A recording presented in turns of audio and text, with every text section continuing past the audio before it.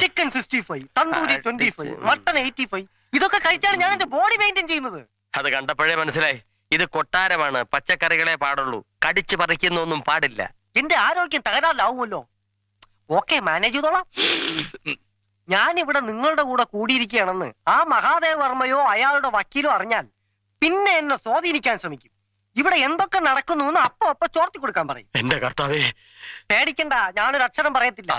ഉണ്ണുന്ന ചോറിനോട് കൂറ് കാണിക്കുന്നവനാ ഈ സദാനന്ദൻ. ആ ശങ്കരനാരായണന്റെയും ചോറ് കുറെ ഉണ്ടതല്ലേ, അപ്പൊ പിന്നെ അവിടെ ഒരു കൂറ് കാണിക്കാതിരിക്കുവോ? അത് പഴഞ്ചോറായില്ലേ? ആ, പഴയതിനെ പറ്റി പറഞ്ഞപ്പോഴാ ഓർത്തത്. അപ്പുറത്ത് പഴയ കാര്യസ്ഥന് മോളുമാ താമസിക്കുന്നത്. അതെ, എന്താ? ചുമ്മാ. എന്ത് ചുമ്മാ? വെറും ചുമ്മാ.